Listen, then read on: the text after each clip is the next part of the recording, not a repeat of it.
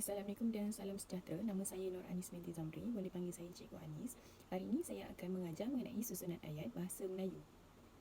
Pada hari ini, cikgu akan mengajar mengenai tajuk kesihatan dan kebersihan, susunan ayat iaitu susunan biasa dan susunan songsang, dan seterusnya aktiviti berpusatkan murid dan guru. Tajuk pada hari ini iaitu kesihatan dan kebersihan. Yang pertama, cikgu akan menerangkan mengenai susunan ayat. Definisi susunan ayat iaitu kedudukan subjek dan predikat dalam ayat, iaitu sama ada subjek mendahului predikat atau predikat dipindahkan ke hadapan mendahului subjek. Pada hari ini, cikgu akan menerangkan mengenai susunan ayat.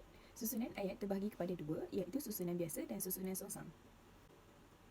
Susunan biasa. Ayat dengan susunan biasa bermaksud ayat yang subjeknya hadir sebelum predikat. Predikat ayat terdiri daripada 4 frasa, iaitu frasa nama, frasa kerja, frasa adjektif dan frasa sandi nama. Okey, contoh yang pertama, ayat susunan biasa dengan pola frasa nama dan frasa nama.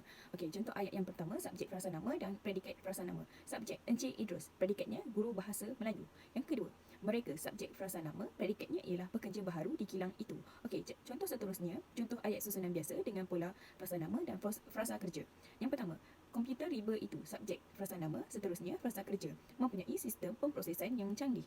Ayat dengan susunan songsang. Ayat yang telah bertukar kedudukan subjek dengan predikatnya itu, iaitu yang predikatnya kini mendahului subjek ayat. Walau bagaimanapun, susunan ayat songsang terbahagi kepada dua, iaitu pendepanan seluruh predikat, yang kedua pendepanan sebahagian daripada predikat. Pendepanan seluruh predikat yang membawa maksud proses yang membawa seluruh konstituen predikat ayat ke bahagian hadapan ayat mendahului subjek. Yang pertamanya, ayat yang merupakan ayat susunan biasa. Yang kedua, ayat susunan songsang yang seluruhnya predikat dibawa ke hadapan ayat. Pendepanan sebahagian daripada predikat iaitu bahagian-bahagian daripada predikat yang boleh mengalami proses pendepanan atau menyongsangkan, iaitu pendepanan frasa kerja, pendepanan frasa adjektif, pendepanan frasa sendi nama.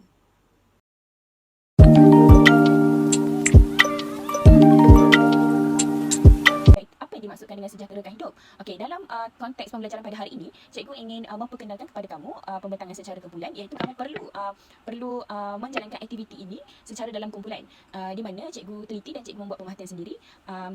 Kamu semua memiliki ataupun kekurangan komunikasi sesama rakan sekelas, maka dengan menjalankan aktiviti secara berkumpulan ini dapat memupuk semangat kerjasama, bertoleransi serta dapat meningkatkan daya saing yang tinggi dengan rakan-rakan ketiga di dalam kelas.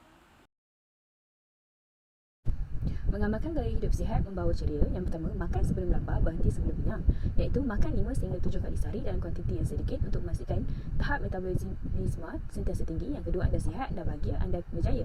Yang ketiga, tidur yang berkualiti menjaga daya hidup yang tinggi. Tidur yang cukup dapat merehatkan minda serta menyegarkan badan. Yang keempat, badan sihat, otak cergas, di mana perlu bersenam 3 sehingga 4 kali seminggu. Sayangi diri anda. Tahap kesihatan perlu sentiasa dipantau secara berterusan oleh pakar. Oleh itu, pemeriksaan kesihatan perlu dilaksanakan sekurang-kurangnya 2 tahun sekali, di mana gaya mengamalkan gaya hidup sihat membawa ceria ini akan memberi kelebihan dan kesan positif kepada hidup anda, iaitu kemahiran menulis. Kemahiran menulis untuk menyatakan makna kata, rangkai kata, istilah dan ungkapan serta menggunakan dengan betul mengikut konteks, di mana pelajar dikehendaki untuk menulis makna rangkai kata yang terdapat dalam petikan yang dibaca. Setelah membuat pembacaan di dalam buku teks, iaitu mengenai sejahterakan hidup, pelajar dikehendaki untuk merujuk kamus, mencari makna perkataan dan ungkapan dalam bahan.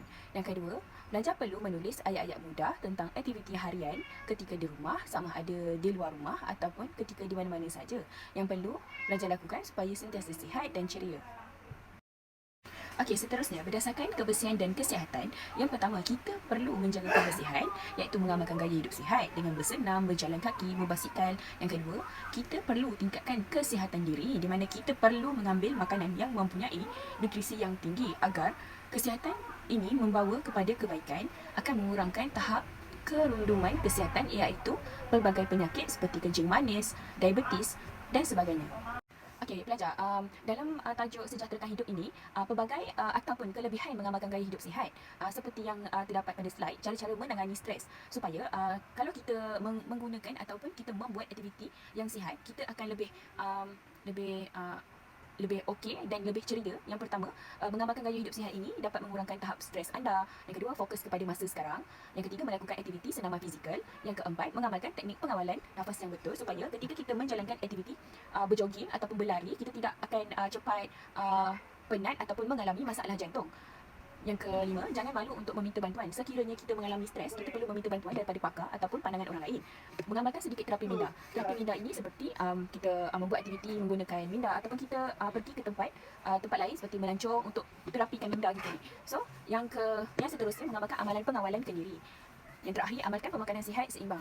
Di mana jika kita mengamalkan makanan seperti makanan yang tidak sihat seperti Maggi, junk food dan sebagainya, kita akan mengalami kita akan garam dalam badan kita akan tinggi. Jadi dia akan membuatkan badan kita cepat lesu dan pelbagai penyakit akan datang. Jadi kita kena melakukan dan amalkan pemakanan sihat dan seimbang seperti buah-buahan, sayur-sayuran. Berdasarkan slide, di sini cikgu telah memberikan contoh soalan ayat songsang. Sebenarnya pada slide ini yang di atas itu sebenarnya ayat itu merupakan ayat biasa, dan manakala pelajar perlu menukarkan ayat biasa ini kepada ayat songsang. Okey, jadi bahan bacaan ataupun bahan penulisan ini cikgu akan berikan dalam bentuk kertas. Jadi pelajar tidak perlu menulis. Pelajar hanya menulis jawapan sahaja. Okey, faham semua? Seterusnya, soalan ataupun aktiviti teka silang kata, di mana cikgu akan bagi kamu bahan kertas teka silang kata, maka kamu perlu membuat aktiviti tersebut. Okey, berdasarkan tajuk kita pada hari ini, susunan ayat dan dengan gabungan tajuk sejahterakan hidup, melalui nilai pengajaran yang kita dapat dari pengajaran dan pembelajaran pada hari ini. Yang pertama, pelajar dapat meningkatkan tahap kebersihan dan kesihatan diri. Di mana sebelum pelajar pergi sekolah, mestilah pelajar mandi terlebih dahulu, mandi, sabun badan, shampoo rambut dan menggosok gigi kan. Jadi itulah nilai pengajaran kita, tingkatkan tahap kebersihan dan kesihatan diri. Yang kedua, pelajar memperolehi pengetahuan bahawa perlu tidur yang secukupnya agar boleh menjana daya fikiran yang tinggi. Di mana kalau kita ataupun kamu sebagai seorang pelajar, kalau kamu tak cukup tidur, mestilah kamu akan berasa lesu, mengantuk bila dekat sekolah dan tidak aktif ketika berada di sekolah. Yang seterusnya, pelajar sentiasa menjaga kesihatan dan menyayangi diri sendiri.